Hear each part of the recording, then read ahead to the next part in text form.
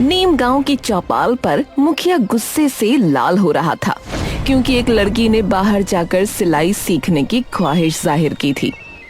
दूर मन्नू और उसकी बहन रीना अपनी झोपड़ी की खिड़की से इस नजारे को देख रहे थे।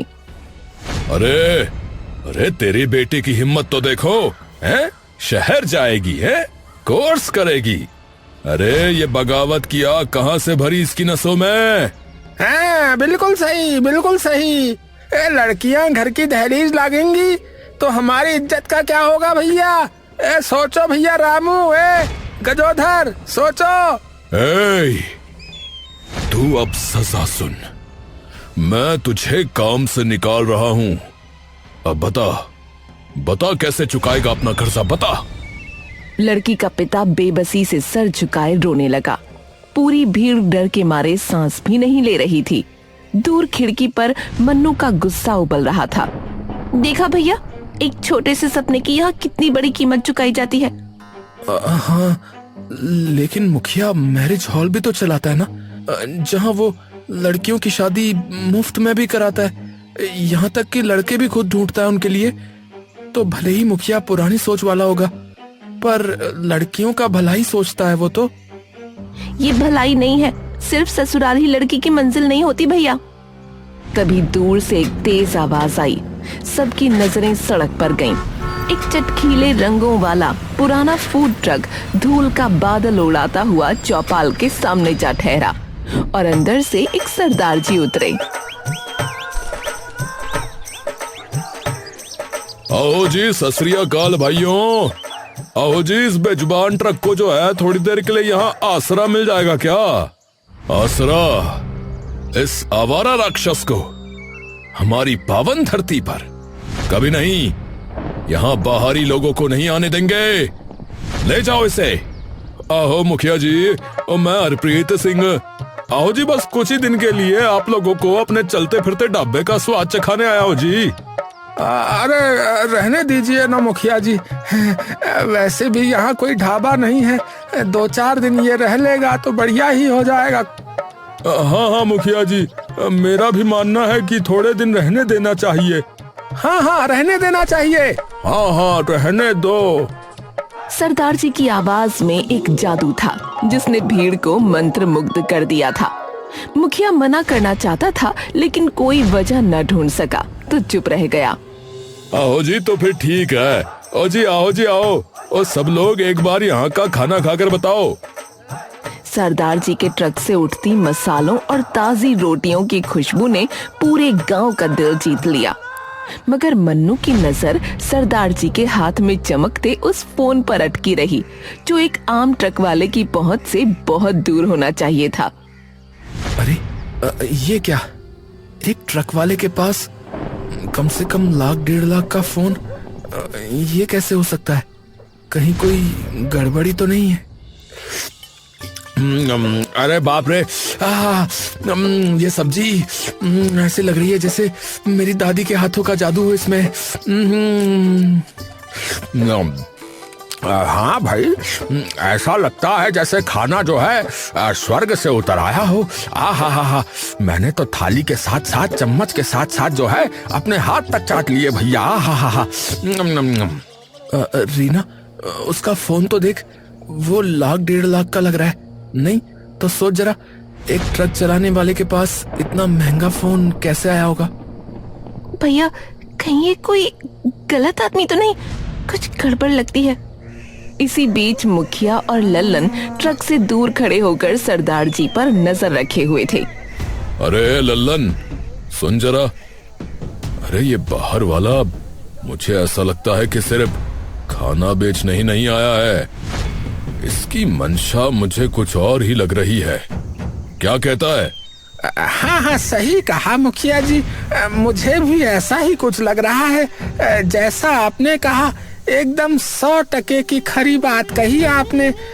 पर मुखिया जी, अगर इसकी मंशा कुछ और लग रही है तो फिर क्या करें मुखिया जी? सोचना पड़ेगा। सुन, एक काम करते हैं, रात को चुपके से इसके ट्रक के आसपास जाकर के जायजा लेकर आएंगे। मुझे ऐसा लग रहा है कि कुछ ना कुछ गड़बड़ जरूर मिलेगी। हाँ हाँ हाँ, बिल्कुल बिल्कुल सही मुखिया जी, बिल्कुल सही कहा आपने, ठीक है।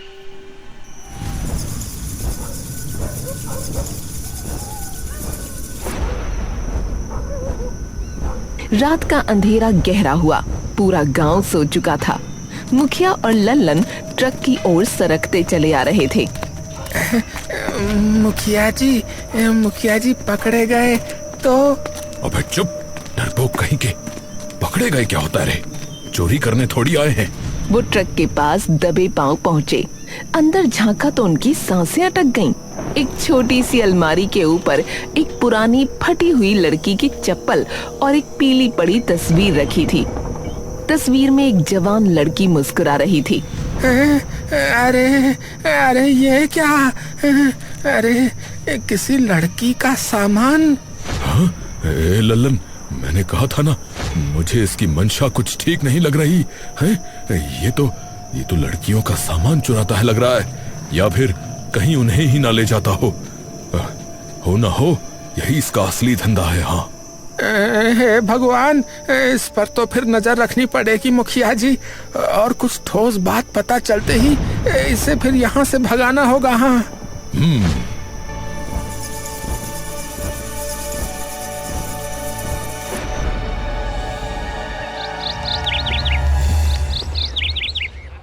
अगले दिन सरदार जी ने घोषणा की कि जो भी आदमी अपने घर की किसी महिला को साथ लाएगा उसका खाना मुफ्त।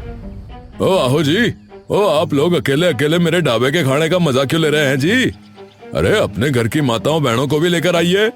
ये सुनकर कुछ लोग हंसे, कुछ नाराज हुए, पर कुछ ने हिम्मत दिखाई। रीना भी मन्नू के साथ आई, मगर उसकी आंखों में पहली बार बाहर की दुनिया देखने की एक चमक थी। लो जी पुत्र, आराम से बैठकर खाओ। और तुम्हारी राय जो है ना, वो सबसे ज्यादा कीमती है। आप मेरी राय पूछ रहे हैं? ओ क्यों नहीं जी, वो जो खाना खा रही है उसकी जुबान का स्वाद ही तो असली फैसला है कि नहीं? ये देखकर मुखिया का खून खौल उठा। उसने अपनी जहरीली योजना शुरू की। वो गांव के कोने कोने में फुसफुसाता फिरने लगा। अरे भैया, ए रामू, ए कलवा, सुनो जरा। अरे भैया, सुना तुमने? अरे कल बगल के गांव से एक लड़की गायब हो गई भैया। बिल्कुल ऐसे ही एक रंग बिरंगे ट्रक के बारे में पूछताछ हो रही है भैया। कहीं ये वही तो नहीं है? अरे नहीं, पता नहीं। सच कह रहे हैं मुखिया जी आप? अरे भाई, मैं तो कह रहा हूँ अपनी बेटियों को संभालो, कहीं ये सरदार मौत का व्यापारी ना हो। हाँ। अरे मुखिया जी, तुम्हारी लड़कियों का भला ही सोचते हैं हमेशा। हाँ, इस सरदार के चक्कर में पड़ोगे तो मुखिया जी भी तुम्हारी लड़कियों की शादी नहीं करा पाएंगे। हाँ। मुखिया की अफवाह का असर हुआ। कुछ लड़कियां डर गईं, मगर सरदार जी ने हार नहीं मानी। उन्होंने ऐलान किया कि अब उन्हें ट्रक पर एक साथी की जरूरत है और वो किसी लड़की को नौकरी देंगे। ये सुनते ही गांव में तूफान आ गया। क्या कहा? ये क्या सुन रहा हूं मैं? ये तो हद ही हो गई। अब तो सीधा लड़कियों को नौकरी का लालच दे रहा है। ये सीधा हमारी संस्कृति पर हमला है। और अगर मैं ये नौकरी करना चाहूँ तो? है? क्या कहा? अरे पागल हो गई है क्या? हैं? तेरी टांगे तोड़ दूंगा मैं। तोड़ के तो दिखाओ, वो मेरी बहन है, उसकी जो मर्जी होगी वो वही करेगी। हाँ। अरे कर ले जो करना है। कल अगर तेरी बहन गायब हो जाएगी तो रोते रहना फिर बैठकर। ये सरदार बहरूपिया है, बता रहा हूँ। हाँ। ओ आओ जी मुखिया जी। ओ जी, ये आप क्या बोल रहे हैं तुसी? अरे तेरा सच बता रहा हूँ और मैं ये बात साबित करके रहूंगा। हाँ। मन्नू को पहले से ही थोड़ा सा शक तो था और मुखिया की बातों ने उसे और शक में डाल दिया। कहीं मुखिया सच तो नहीं कह रहा है? नहीं भैया, मुखिया तो हम लड़कियों का दुश्मन है, इसलिए ऐसी बातें कर रहा है।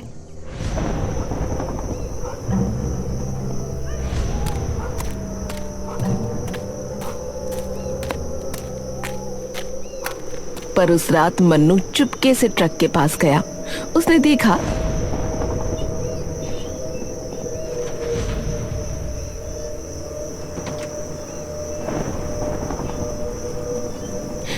हैरान रह गया। अरे ये आदमी कौन है और किसके लिए रो रहा है? और ये चप्पल और तस्वीर किसकी है?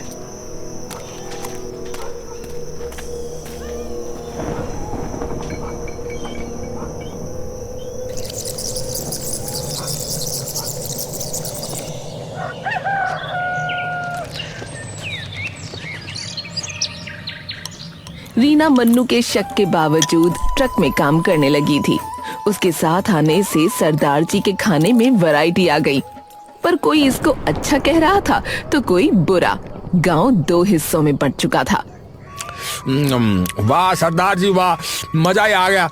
आपका खाना तो बिल्कुल कमाल ही था, लेकिन अब और ज्यादा लाजवाब हो चुका है। हाँ, एक काम करो, 4 रोटियां और कर दो मेरे को, तंदूर वाली है। आओ जी, सब इस बिटिया की वजह से हुआ है। अब वो तो आपने बात सही कही सरदार जी, पर अब मन्नू जो है वो बड़ा खुश होगा हैं अपनी बहन की कमाई खाकर। अरे शर्म नहीं आती दोनों को। अरे भाई साहब, आप इनको छोड़िए और ये बताइए कि मुखिया जी ने आपकी बेटी की शादी कराई थी ना, तो वो कैसी है अब?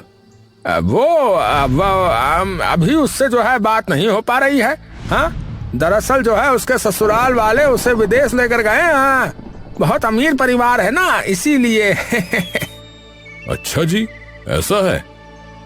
उधर मुखिया ने अपने वार को अंजाम देने का फैसला कर लिया। उसने पुलिस को बुलाया। उसने सबके सामने अचानक तमाशा शुरू कर दिया। अरे अरे इंस्पेक्टर साहब, अरे इस शैतान के ट्रक में एक चप्पल है। हाँ, पक्का किसी बेबस बेटी की होगी। हाँ, ये आदमी लड़कियों को बहलाता है, उनका सामान चुराता है, और कौन जाने और क्या क्या करता होगा। ए लल्लन, बोलना रे, बोल। हाँ साहब, हमने अपनी आंखों से देखा। रात को इसके ट्रक में यही चीज रखी थी। हाँ, इसका उद्देश्य हमारी बच्चियां हैं, तभी उनको काम देने के बहाने बहला रहा है ये। हाँ सरदार जी, कुछ बोलना चाहोगे? सरदार जी शांत खड़े रहे। उनकी नजर मुखिया पर पड़ी, जैसे उसके पूरे नाटक को वो भांप रहे हों, और वो तस्वीर और चप्पल बरामद की। ये चप्पल किसी पीड़ित की नहीं इंस्पेक्टर साहब, ये मेरी बेटी की है। बेटी की? अरे कहाँ है तुम्हारी बेटी? हैं? ये तो तुम्हारा बहाना है। अरे इंस्पेक्टर साहब, पकड़ो इसे। हैं? वो घर पर है। घर पर है? झूठ। अरे इंस्पेक्टर साहब, पकड़िए इसे। घर पर है। पुलिस ने सरदार जी को गिरफ्तार कर लिया। वो बिना एक शब्द कहे, बिना कोई विरोध किए चल दिए। पुलिस सरदार जी को ले गई और मुखिया ने जहर उगलना चालू रखा। अरे देखा ना, मैंने कहा था ना ये गड़बड़ है, तभी तो कुछ भी बोल नहीं पाया मेरे सामने। हाँ, मैंने शैतान को पकड़वा दिया, मैंने हमारे गांव, हमारी बेटियों को बचा लिया। हाँ, मुखिया जी की जय हो, मुखिया जी की जय, मुखिया जी की जय। अरे मुखिया जी बड़े अच्छे आदमी हैं भैया। नहीं, ये गलत है। सरदार जी बुरे नहीं हैं। अब तू भी चुप रहेगी, नहीं तो तेरा हश्र भी वैसा ही होगा। मन्नू, अपनी बहन को समझा ले। चलो रीना, शायद मुखिया जी सही ही कह रहे हैं।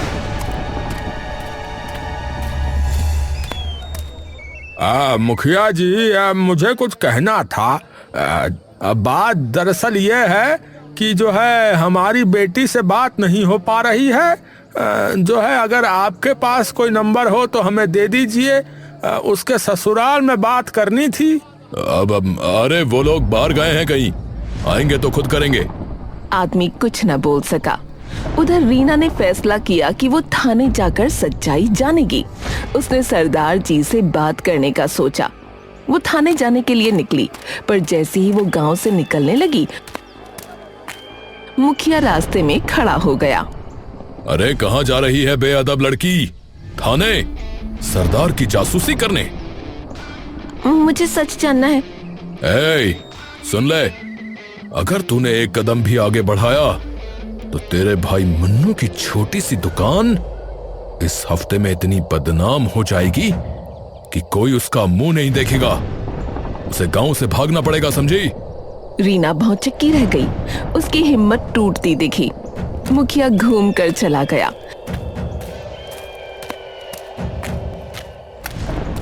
पर रीना ने हिम्मत नहीं हारी।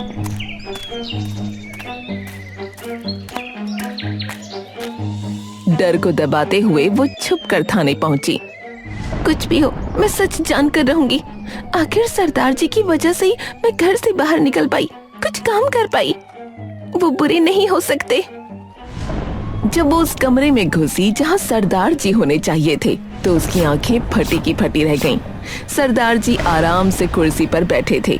उनके सामने चाय का कप था। एक सीनियर इंस्पेक्टर उनसे हंसकर बातें कर रहा था। ये क्या माजरा है? आप तो आराम से बैठे हैं। आ जाओ बेटी, आ जाओ, बैठो। पुलिस को आपने खरीद लिया? पैसे से हल हो गया सब? ये सब चल क्या रहा है? मेरे भाई ने बताया था कि आपके पास 1,00,000-1,50,000 का मोबाइल है। मुझे कुछ समझ नहीं आया, पर अब सब समझ आ रहा है। अरे बेटी, तुम अब भी गलत ही समझ रही हो। ये हरप्रीत सिंह साहब हैं, पुलिस के पूर्व डीएसपी हैं ये। रीना का सर चकराने लगा। सरदार जी ने वो पुरानी तस्वीर उठाई। ये मेरी बेटी प्रीत है। 5 साल पहले मैं उसे पढ़ाई के लिए शहर भेजना चाहता था। मेरे ही परिवार वालों ने रोक दिया। कहा, लड़कियां इतना पढ़ लिख कर क्या करेंगी, और जाने क्या सोचकर मैं भी उनकी बातों में आ गया। पिताजी, कम से कम आप तो मेरी बात समझिए। अरे समझ चुका, इससे ज्यादा नहीं समझ सकता। क्या आप मेरे लिए लड़ नहीं सकते? लड़ने की कोई वजह भी तो होनी चाहिए बेटा। क्या मेरी आजादी बड़ी वजह नहीं है? अरे तू तो ऐसे बात कर रही है जैसे मैंने तुझे बांध कर रखा है यहाँ। बकवास मत कर, चल सो जा। और उसी रात वो घर से भाग गई। छूट गई तो उसकी बस ये एक चप्पल।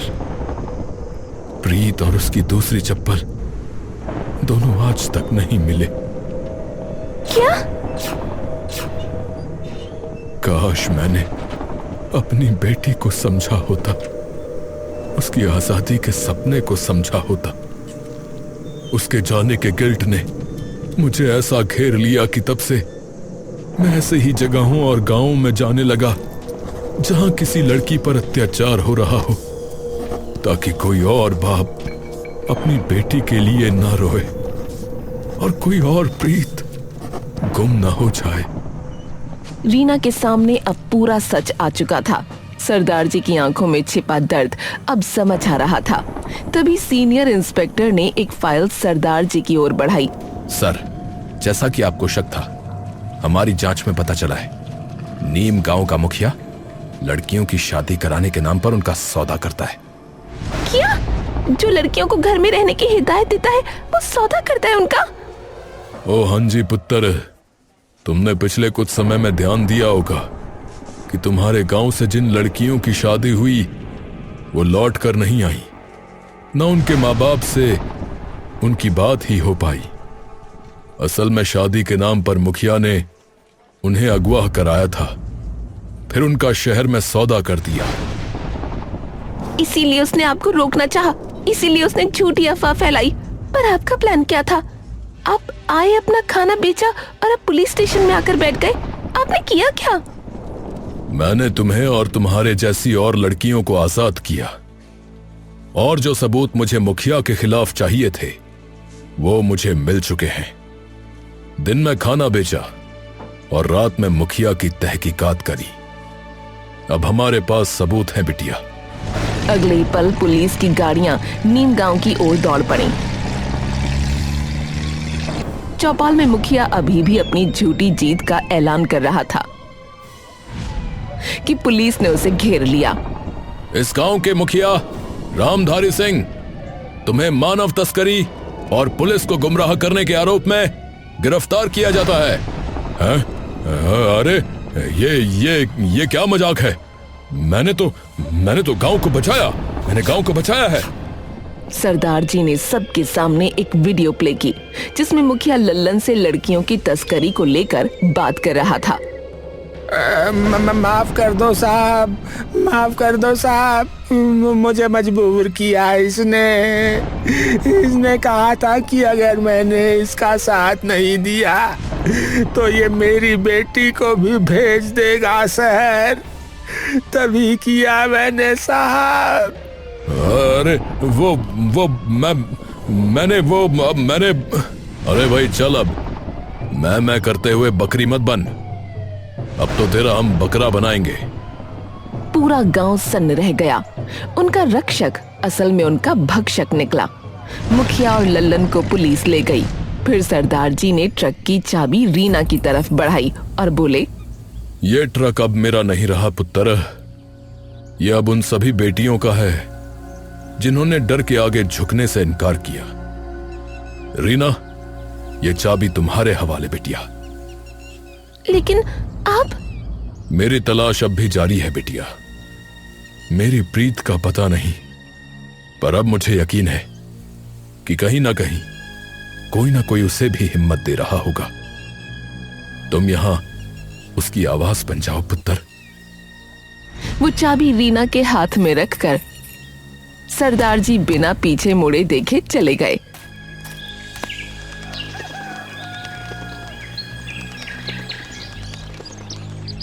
कुछ हफ्ते बाद उस ट्रक पर चमकता हुआ नया बोर्ड लगा था, नीम गांव की बेटियों का ढाबा के साथ कई लड़कियां जोश से काम कर रही थीं। मन्नू बाहर ऑर्डर ले रहा था। गांव के लोग गर्व से कतार में खड़े थे। अरे वाह बेटी, ये तो सरदार जी के स्वाद से भी ज्यादा बढ़कर है। क्योंकि अब इसमें हमारी आजादी का मसाला भी मिला है दादा। 1 महीने बाद की बात है।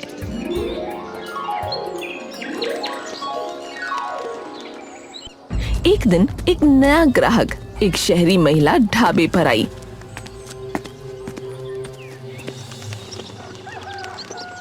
उसने रीना को एक लिफाफा दिया। ये सरदार जी ने दिया है, कहा है कि बेटी रीना को देना। रीना ने हाथ कांपते हुए लिफाफा खोला। एक चिट्ठी और एक तस्वीर निकली। तस्वीर में सरदार जी एक युवती के साथ खड़े थे। दोनों की आंखें भरी हुई, पर चेहरे खुशी से दमक रहे थे। रीना ने चिट्ठी पढ़ी। मेरी प्यारी रीना, तुम्हारे ढाबे की खबर अखबार में छपी। वो अखबार मेरी बिछड़ी हुई प्रीत तक भी पहुंच गया। उसने हिम्मत करके मुझे फोन किया। आज हम मिल गए हैं और उसने मुझे माफ भी कर दिया है। तुमने न सिर्फ एक गांव बदला बेटी, तुमने एक पिता को उसकी दुनिया वापस दिलाई। तुम जैसी बेटियां ही इस देश की असली ताकत है। जीत तुम्हारी होगी। तुम्हारा हरप्रीत सिंह, सरदार जी।